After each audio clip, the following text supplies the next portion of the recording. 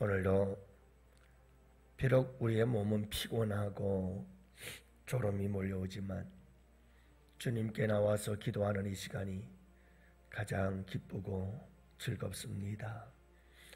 아버지 하나님과 함께 속삭이며 아버지 하나님과 함께 우리의 마음을 토하며 우리 주님께 우리의 연약함을 아뢰고 이 세상의 고달픔과 아픔과 슬픔을 우리 주님께 아뢰고 또 주님께서 나를 향하여 염려하지 말아라, 두려워하지 말아라, 또 내가 너를 사랑한단다, 나를 만져주시는 주님의 그 놀라우신 은혜를 저희들로 하여금 이 귀하고 복된 기도 시간 우리 주님 만날 수 있도록 은혜 베푸심에 감사합니다. 오늘도 명절을 앞두고 들뜬 분위기 속에서도 주님께 달려나온 것은 아버지 하나님 이 시간은 그 어떤 시간과도 바꿀 수 없는 참 귀하고 복된 시간이기 때문입니다. 우리의 살아가는 인생 속에 수많은 홍해 같은 어려움들이 따르지만 아버지 하나님 이 시간 우리가 주님께 나온 것은 그 홍해 같은 우리의 삶의 문제, 인생의 문제를 해결할 답이 주님께 있기에 이 시간도 주님께 나와 싸우니 아버지 하나님이 우리 양원의 성도들 기억하여 주옵시고 1부, 2부 이 홍해동화 특별 새벽 기도에 참여하는 주의 백성들의 기도를 들으시옵시고 아버지 우리의 홍해 같은 힘들고 어려운 문제들을 가르시고 풀어주시고 해결해 주시는 주님의 은혜가 있는 복된 새벽이 되길 원합니다. 주님 함께하여 주시옵소서. 비단 아버지 하나님 이 시간뿐만 아니라 우리의 하루 종일의 삶이 우리 주님과 함께 기도하는 것처럼 거룩한 삶이 될 수 있도록 우리 주님께서 이 하루를 이끌어 인도하여 주옵소서. 특별히 아버지 하나님 명절을 맞이해서 우리 가족들이 함께 모이는 자리, 그 자리에는 믿는 자와 믿지 않는 자들도 함께 모일 텐데 주님 우리로 하여금 아름다운 본이 될 수 있도록 은혜를 베풀어 주옵시고 우리의 삶이 기도와 같은 거룩한 모습으로 모든 사람들에게 힘있고 거룩한 현실에 뿌리박은 영성으로 감동을 줄 수 있도록 주님께서 은혜 내려 주옵시고 거룩한 구별의 삶을 살아 착한 행실로 주님의 제자인 것을 나타내고 보여주는 복된 명절이 되게 하여 주옵시사. 예수 향기 되게 하여 주옵소서. 감사합니다. 오늘도 우리 주님 말씀하여 주옵시고 말씀을 따라 승리하는 복된 하루가 되길 원하옵고 감사하오며 우리 구주 예수님 이름으로 기도합니다. 아멘. 우리 하나님 말씀을 함께 봅니다. 잠언서 15장 29절 말씀. 잠언서 15장 29절. 이제 우리 다 같이 함께 한 목소리로 말씀 받도록 읽습니다. 여호와는 악인을 멀리하시고 의인의 기도를 들으시느니라. 아멘. 할렐루야. 좋은 날입니다. 오늘도 우리 주님과 함께 하시고 동행하시는 복된 하루 되시고요. 오늘 이 새벽에도 우리 주님께서 여러분들의 기도를 들으시고 홍해 같은 우리의 환난과 인생의 장애물들을 우리 주님께서 가르시고 그 홍해 아래 땅을 통해서 통과케 하시는 놀라운 은혜의 역사를 준비하시고 일하시는 줄로 믿습니다. 여러분 추석 명절 가정 예배를 위해서 예배 순서지가 준비되어 있습니다. 들어오는 로비 여러분들이 손 소독하는 소독제가 있는 그 테이블 위에 준비되어 있으니까요. 여러분들 이 세상에 또 우리 나라에 이런 미신을 믿는 이런 귀신을 믿는 또 우상 앞에 절하는 제사의 문제 명절 때만 되면 참 고민거리죠. 그러나 우리가 이것을 바꾸는 일은 간단해요. 우리 예수 믿는 사람들이 여러분들 명절 때마다 가정 예배를 드리면 여러분 귀신은 떠나고 거룩한 성령께서 한국 땅의 이 한반도와 가정들마다 역사하시고 악한 세상의 문화는 사라지고 거룩한 기독교의 문화가 자리 잡게 되는 줄로 믿습니다. 수십 년 제사를 드리던 집도 아이고 이제는 다 힘들고 귀찮다 그만하자 하는 쪽으로 많이들 가고 있거든요. 이럴 때에 비록 한두 사람이라 할지라도 예수 믿는 사람들이 지혜롭게 잘 대처해서 여러분 가정의 문화를 이제는 거룩한 우리 기독교적 문화로 새롭게 바꾸어가고 귀신들에게 예배하는 것이 아니라 성령께 하나님께 예배하는 거룩한 예배의 문화를 만들어 간다면 또 우리나라에 새로운 역사가 일어날 줄로 믿습니다. 여러분들이 이 작은 일 같지만 아주 소중한 일입니다. 도전해 보시고 함께 가정마다 새로운 문화를 만들어가고 창조해가는 복된 가정들 되시기를 축복합니다. 강박증이라는 것이 있습니다. 정신질환 중에 하나죠. 강박증은 한 가지 생각이 어떤 일들이 떠오르고 이로 인해서 두려움과 불안감을 갖고 조바심이 생겨나고 막 압박감이 느껴져서 이를 해결하기 위해서 강박 행동을 하게 되는 것을 의미하는데요. 이런 강박 행동들은 어떻게 나타나느냐 하면 청결 행동. 그래서 강박증이 있는 대표적인 것, 보편적인 것 중에 하나가 청결. 손 씻고 또 씻고 또 씻고 방을 청소하고 또 청소하고 또 청소하고 계속해서 막 청결케 하지 않으면 견딜 수가 없어요. 강박증 행동이죠. 정열. 집에 있는 모든 물건들이 다 정렬이 되어 있지 않으면 견딜 수가 없어요. 그래서 정렬시키고 또 정렬하고 또 정리하고 또 정리하고 하루 종일 정리해요. 아침 눈 떠서부터 잠잘 때까지. 확인 행동. 강박증 있는 사람들은 끊임없이 확인하고 또 확인합니다. 내가 수돗물을 잠궜나 가서 확인하고 가스불을 껐나 확인하고 계속해서 내가 불을 끄고 나왔나 확인하고 여러분들 뭐 깜빡해서 그럴 수도 있긴 합니다만은 강박 행동 중에 하나가 이런 확인 행동입니다. 계속해서 뭔가를 확인하고 또 확인하는. 또 하나 마지막으로는 버리지 못하는 행동. 쓸데없는 거 10년, 15년 동안 한 번도 안 쓴 걸 계속해서 쌓아놓고 버리질 못하는 다 강박증이라고 합니다. 50명당 1명 정도, 그래서 우리나라에 약 100만 명 정도가 있다고 하지요.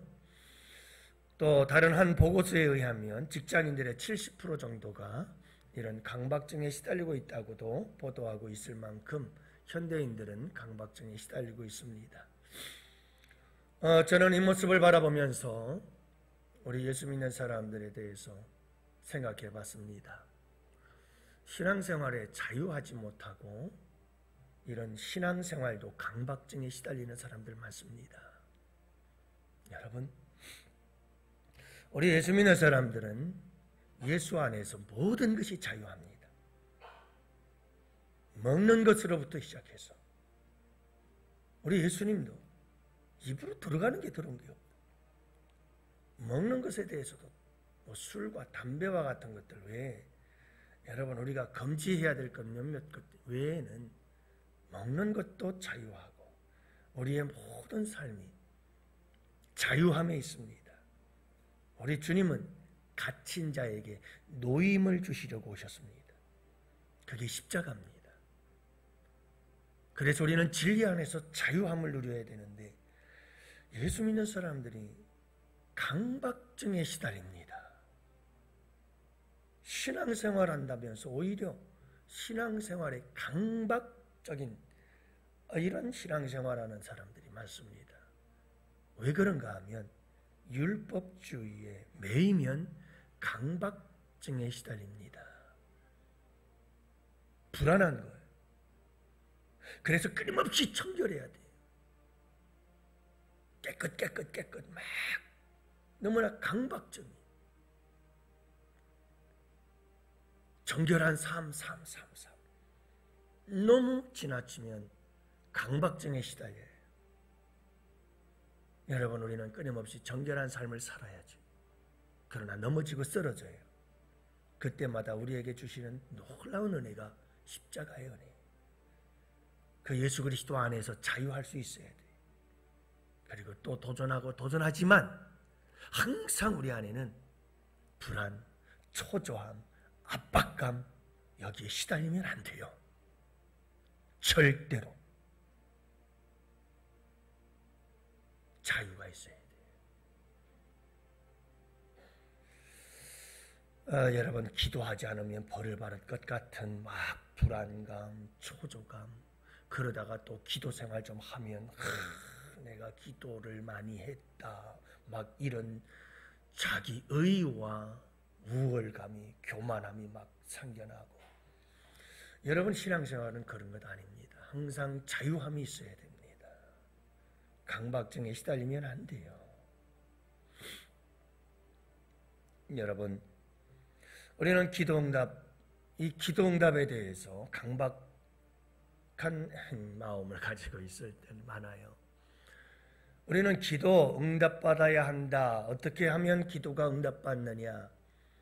여기에 우리는 집중하는데, 그래서 사람들이 기도 생활 속에서 신앙생활하면서 어디에 집중하느냐 하면 기도를 얼마나 많이 하느냐, 기도를 얼마나 오래 하느냐,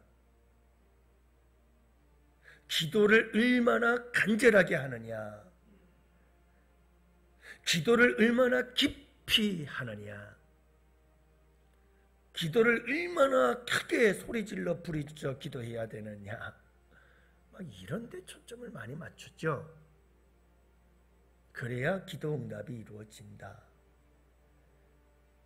금식을 하면서 기도를 하고, 작정을 하고 기도를 하고, 그래야 하나님이 들어주신다라고 생각합니다. 맞습니다. 틀리지 않습니다. 여러분, 성경 전체를 보면 하나님께서 그런 부분들을 다 말씀하십니다. 그런데 중요한 것 한 가지를 놓치는 게 있어요. 우리 예수 믿는 사람들이 기도 생활하는 데 있어서 아주 결정적인 걸 놓치고 있어요. 그게 오늘 본문에서 말씀해 주고 있는 거고, 기타 외에 다른 곳에서도 끊임없이 우리 주님께서 성경에서 말씀하고 있는 기도 응답의 방법이 하나 있어요. 잠언서를 설교 준비를 하면서 제가 큰 걸 깨달았어요. 그게 뭐냐면, 정말 했던 이야기 또 나오고 또 나오고 그러잖아요. 잠언서. 피해가고 싶더라고요. 근데 엉덩이 붙여놓고 앉아서 그 말씀을 또 읽고 또 읽고 또 생각하고 또 묵상하고 기도하고 또 기도하면 희한합니다. 하나님이 또 다른 새로운 메시지를 내게 주셔요. 그래서 저는 사실은 잠언서를 이렇게 강의하고 말씀을 전해본 적이 없는데, 잠언서를 전하면 전할수록 매력을 느끼네요. 참 정말 보배로운 말씀이구나. 단지 저는 우리의 삶에서 어떻게 살아야 할 것인가 라고 하는 어떤 삶의 문제에 대한 적용적인 말씀들이다 생각을 했었는데, 말씀을 연구하면 연구할수록 잠언서는 굉장히 우리 신앙생활 모든 분야에 굉장히 깊은 의미들을 담고 있다는 걸 알게 돼요.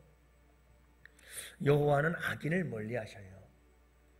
멀리한다는 표현과 함께 대꾸적인 말씀으로 의인의 기도를 들으신대요. 자, 그러니까 악인을 멀리하신다, 멀리한다는 말, 이거는 악인은 기도를 듣지 않는다는 말이에요. 악인의 기도를 듣지 않는다는 말이에요. 근데 의인의 기도는 들으신다고 말씀하시는데, 이 말씀은 무슨 말씀이냐면 악인을 멀리한다는 말에 대한 대꾸. 다시 말하면 의인은 하나님께서 가까이 하신다는 말이에요.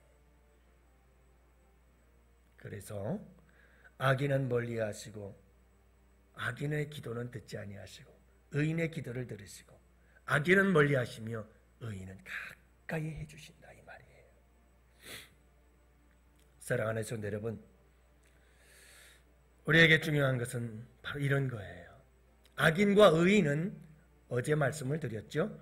의인은 마음에 대답할 말을 깊이 생각하여도 악인의 입은 악을 쏟느니라.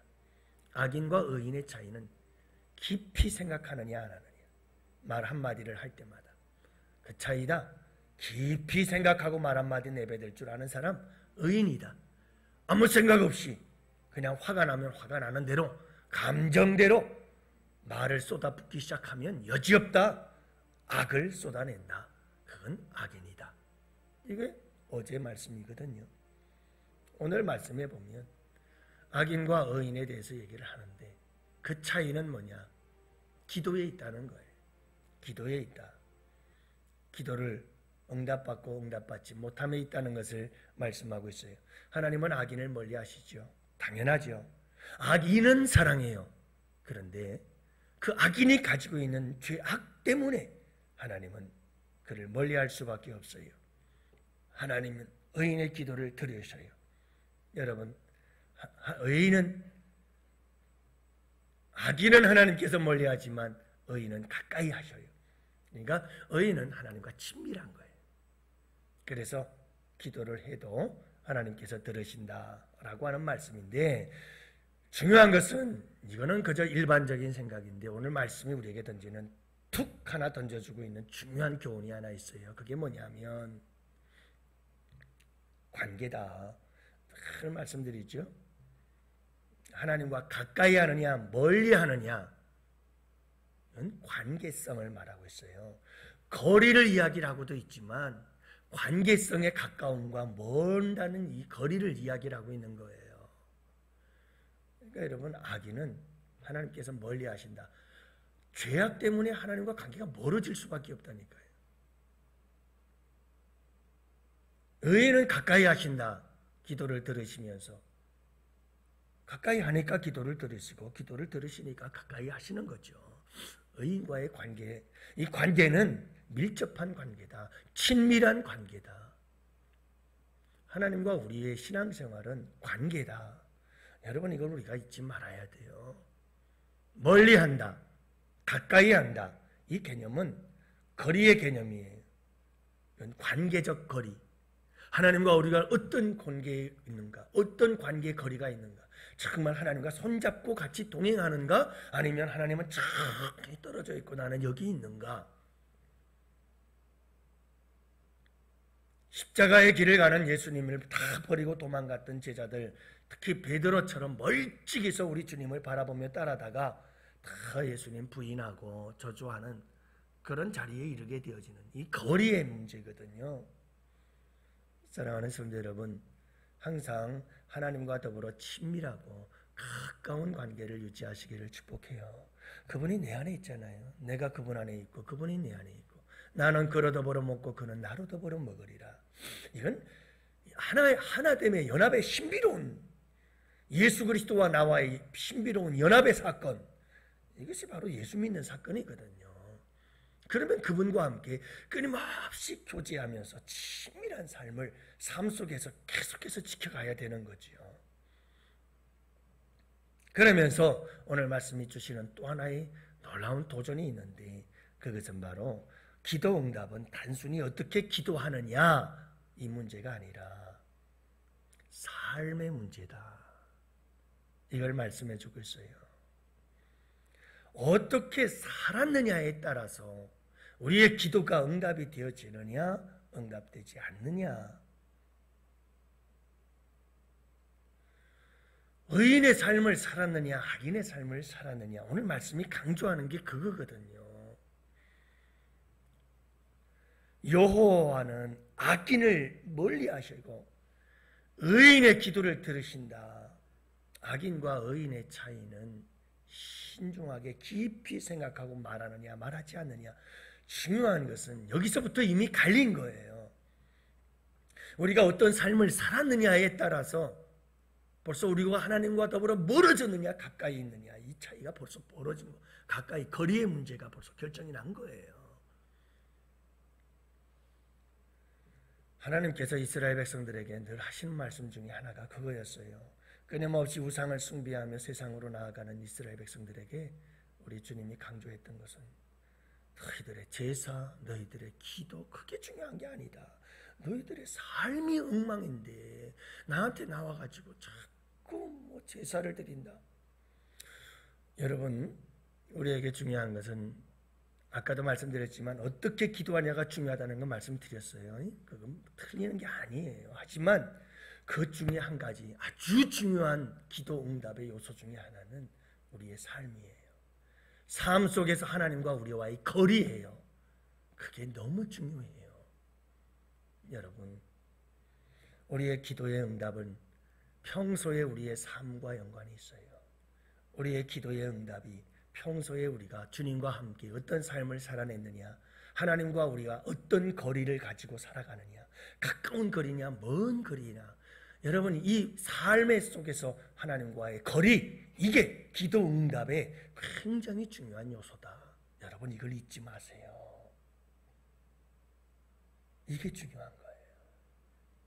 오늘 이 하루도, 그리고 여러분 앞으로 우리가 명절을 맞이하게 될 텐데 가족들과 더불어 살아가면서도 아무리 명절이고 뭐해도 우리에게 중요한 것은 뭐냐면요, 하나님과 나와의 거리예요. 항상 하나님과의 나와의 그 동행의 거리를 여러분들이 좁혀가고 정말 주님이 내 안에, 내가 주님 안에 있는 코룩한 연합, 이 신비로운 영적인 연합 속에서 우리 주님과 더불어 깊은 교제를 나누며 살아가세요. 그러면 의인의 기도를 하나님은 들으셔요. 근데 우리는 의인의 삶은 안 살고 악인의 삶을 살면서 하나님께 기도하고 어떻게 하면 기도하면 응답받을까만 고민하면 문제가 생겨난다는 거예요. 그러니까 오늘 이 하루도 여러분 하나님께 기도하시고, 그리고 오늘도 여러분 기도하실 때 우리 주님께서 이 새벽에 여러분들을 기도를 들으시고 응답하실 줄로 믿습니다. 새벽을 깨우시며 기도하는 여러분들의 홍해가 갈라지는 역사가 이 새벽에 일어날 줄로 믿습니다. 오늘 말씀 붙잡고 우리 함께 기도합시다. 우리 다같이 두 손 들고 주여 삼창 부르짖으며 기도합니다. 주여